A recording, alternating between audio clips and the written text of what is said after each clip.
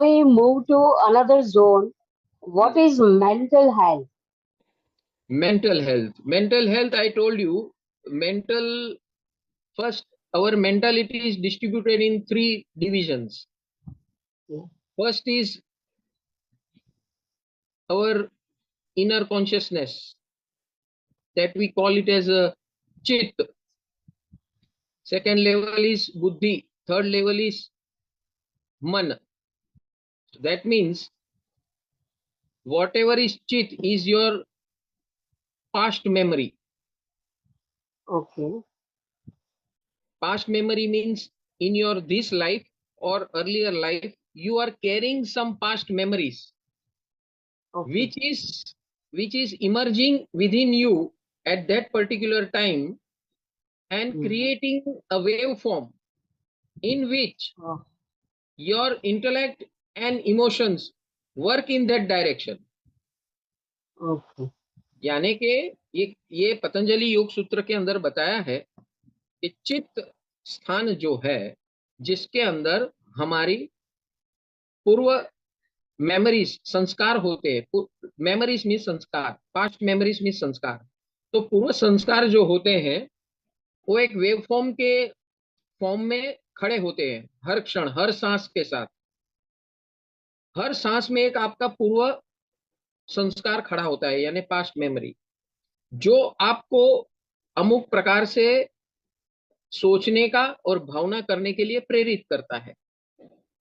तो हम वर्तमान में जितनी सांसें लेते हैं, उस सांसों को अगर आप जागृति पूर्वक नहीं जी रहे हैं, तो उसके अंदर जो वेव फॉर्म है, जो संस्कार है, जो वृत्तियां हैं, वो वृत्तियां आपके विचार और मनस के ऊपर छा जाती है, और उस प्रकार आपको बिहेवियर, आपकी बिहेवियर एंड हैबिट पैटर्न खड़ी करती है।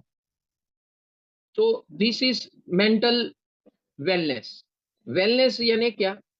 वेलनेस यानी आपको वर्तमान जीवन में आपके भूतकाल के वृत्तियों से, विचारों से, भावनाओं से पर जाना है। तो आपको Oh, सबसे पहले अवेयर होना है। अवेयर यानी जागरूक होना है। जागरूक होने के बाद आपको आपके अंदर देखना है, एनालाइज करना है कि क्या सही है, क्या गड़बड़ है, और सही गड़बड़ को एनालाइज करके उसका निराकरण करना है। और निराकरण करके जब आप अपने आप को खुश खुश महसूस करते हो, आनंदित महसूस करते हो, ये है मेंटल वेलनेस। oh, खुशी का खुशी का जो वातावरण है आपके अंदर, मनोमस्त से मेंटल वेलनेस कहते हैं।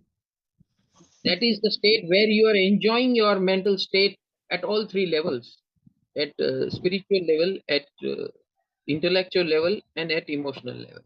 emotional. Oh, So this is mental wellness, and this is okay. called Thank you. mental health, mental wellness, and mental wealth. Mental wealth is very important. Very important. Wealth is a long-term asset. Health Yeah. is short-term, Mm. where you need to work on it continuously. Yeah. Wealth is that thing which you have accumulated. So that is your Mm. wealth. So we emphasize always on wealth rather than health. Well. Um, In Indian system, we emphasize on wealth, sampada.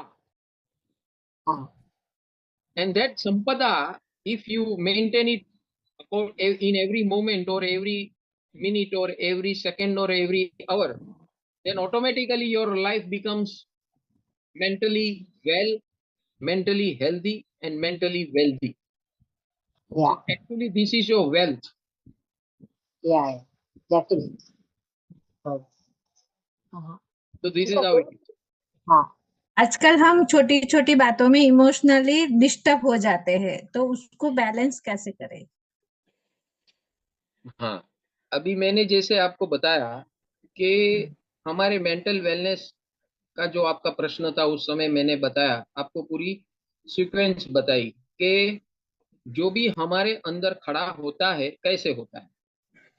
सबसे पहले हम एक सांस लेते हैं तो हर एक सांस के साथ एक वृत्ति खड़ी होती है। अभी वो वृत्ति को दूसरे सांस के बाद उसे कंटिन्यू करते हैं तो वही वृत्ति जारी रहती है।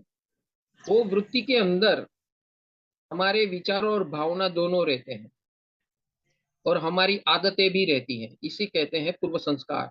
हमारी आदतें, हमारे विचार, हमारी भावना, ये तीन चीज साथ में रहती है हर एक सांस के साथ। तो वो उसकी अवेयरनेस क्रिएट करना कि ये अभी हमारी भावना बिगड़ रही है, मेरे इमोशंस बिगड़ रहे हैं, ये अवेयरनेस क्रिएट करने का अभ्यास करना है। और इसीलिए बुद्ध परंपरा के अंदर आनापान, आन अपान, आन यानी अंदर सांस लेना, अपान यानी सांस बाहर निकालना, या ब्रीदिंग अवेयरनेस, योग के अंदर सांस अंदर जाए और सांस बाहर निकले। पूरक और रेचक, योग के अंदर पूरक और रेचक कहते हैं। जब आप सांस अंदर लेते हैं तो पूरक कहते हैं, सांस बाहर लेते हैं तो रेचक कहते हैं। अब हमारी जो भी भावनाएं हैं, जो भी विचार है, वो हमारे सांस के साथ जुड़ा हुआ है। चाहे वो विचार हो, क्रिया हो, संस्कार हो। So once we start observing our breathing, then we know if it is negative thoughts, then our breathing speed increases, हमारी सांस की स्पीड बढ़ जाती है, फ्रीक्वेंसी बढ़ जाती है। तो हमें पता चलता है कि I am going in disturbing mode. So आपका प्रश्न ये था कि हम उसे कैसे कंट्रोल करें। कंट्रोल कुछ नहीं करना है, देखना है कि आपका सांस कैसे चल रहा है। जिस प्रकार आपका सांस चल रहा है वो सूचित करता है कि आप नेगेटिव मोड में हो, पॉजिटिव मोड में हो, या स्पिरिचुअल मोड या न्यूट्रल मोड में हो। हमारा मकसद है न्यूट्रल मोड में रहना। न्यूट्रल मोड में क्या होता है? सहज होता है, एफर्टलेस होता है। जब हमारी भावना बिगड़ती है या बहुत सुधरती है हमारे अपेक्षा से, हमारे अभिप्रायों से, तो हमें लगता है I am very happy, my emotion start jumping. When I feel down, my emotions start getting depressed. तो ये जो अवस्था है, उस समय हमारी सांस की जो रिदम है वो खराब होने पर, विचार, हमारी भावनाएं खराब होने पर, नेगेटिव होने पर फास्ट हो जाती है। और बहुत हम उत्सुक भी होते हैं तभी भी फास्ट हो जाती है। तो इसका साइंटिफिक जरिया क्या है? इमोशंस को ओवर खुशी होनी, एक ओवर नाराजगी होनी, तो बैलेंस में कैसे ला सकते हैं? उसके दो ऑप्शन है। एक है विचार, हम अपने ज्ञान की हाजिरी, ज्ञान की हाजिरी यानी अवेयरनेस, अलर्टनेस। ज्ञान की हाजिरी को अवेयरनेस और अलर्टनेस कहते हैं। तो आप जैसे ज्ञान की हाजिरी बढ़ाओगे, अवेयर हो जाओगे कि अभी मेरा बिगड़ रहा है, इमोशंस बिगड़ रहा है, तो आपके हाथ में है उसे बिगड़ना देना है कि नहीं देना है। आपके विचार बिगड़ रहे हैं, आपकी भावना बिगड़ रही है, तो आपके हाथ में है उसे बिगड़ने देना है कि नहीं देना है। तो कभी कभी हम अपने खुद के वश में नहीं होते। हम बहुत चाहते हैं कि हमें उस थॉट में नहीं जाना है, हमें उसे उस भावना में नहीं जाना है, फिर भी अपने आप को रोक नहीं पाते हैं, तो हम बेबस हो जाते हैं। तो उस समय पर दूसरा उपाय क्या है? सांस को स्लो कर दो, सांस की रिदम को स्लो डाउन कर दो। जो आप सांस ले रहे हो, जो स्पीड में ले रहे हो, उस स्पीड कौन कंट्रोल कर रहे हैं? आपके विचार और भावनाएं। अब आप विचार और भावना को डायरेक्ट कंट्रोल नहीं कर पा रहे, तो आपको क्या कर देना है? आपकी सांसों को गहरी बना दो, धीमी बना दो, जैसे आपकी सांसें गहरी और धीमी होते हो जाएगी, ऑटोमेटिकली आपकी थॉट प्रोसेस, बिकॉज सांस और थॉट प्रोसेस दोनों कनेक्टेड है, इंटरकनेक्टेड है। तो जैसे आप सांसों को धीमी करोगे, गहरी करोगे, वैसे आप थॉट्स जाएंगे, गहरे हो जाएंगे, इंट्रोस्पेक्टिव हो जाएंगे, और आपका जो ये आउट ऑफ कंट्रोल जाने का जाने की जो समस्या है, बेबस हो जाने की समस्या है, वो हल हो जाती है। So this are the two ways of approaching this problem of emotional unbalance and thought unbalance, जिसके अंदर मूलभूत आपको पता होना चाहिए कि मेरा ये अनबैलेंस हो रहा है, अभी मुझे इसको होने नहीं देना है। उसे अलर्टनेस बोलते हैं।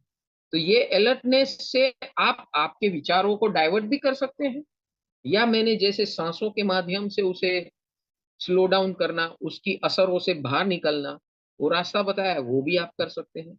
आपके पास दोनों उपाय है। एंड डेफिनेटली ये सारा काम काज 5 मिनट के अंदर हो जाता है। तीसरा उपाय है मंत्र जाप।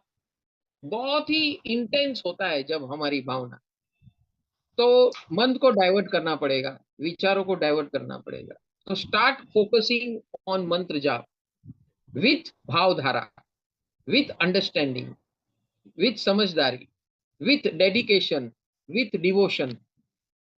समर्पण, आत्मसमर्पण से भाव मंत्र जाप करना शुरू करोगे, तो ये भी एक उपाय है आपके ये समस्या का हल। तो और ये सब हो जाने के बाद, ये तीनों प्रोसेस मैंने बताए हैं जो आपको, वो है टेम्पररी डिवाइस, टेम्पररी आप आपकी अनबैलेंस को लेवल करने के लिए।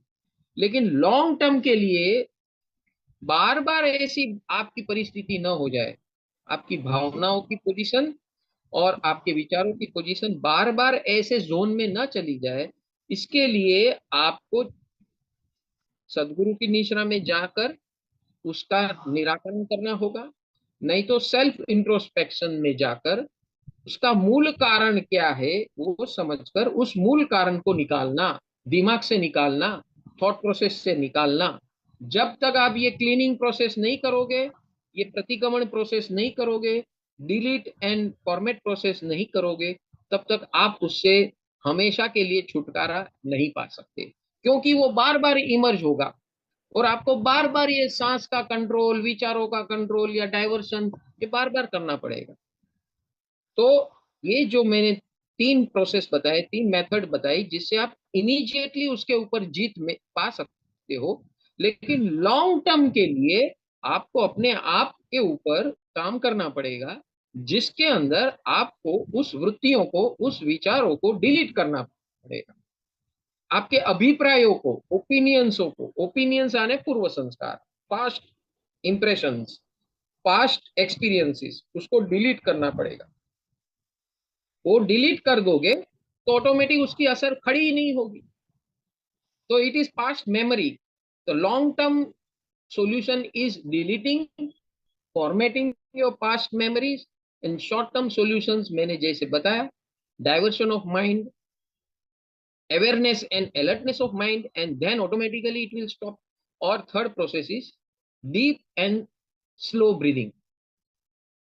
So इस प्रकार आप अपने इमोशंस के ऊपर जीत पा सकते हो। कोई भी आपके ऊपर, कोई भी विचार, कोई भी व्यक्ति, कोई भी वस्तु, कोई भी परिस्थिति, ये तीनों के बारे में कोई भी विचार, कोई भी जीव, उसके बारे में भी विचार आपके ऊपर हावी नहीं होंगे। विचार हो या आपकी भावना हो, इमोशंस हो, उसका short term and long term उपाय दोनों आपको हमने बता दिया। नमो जी नमः।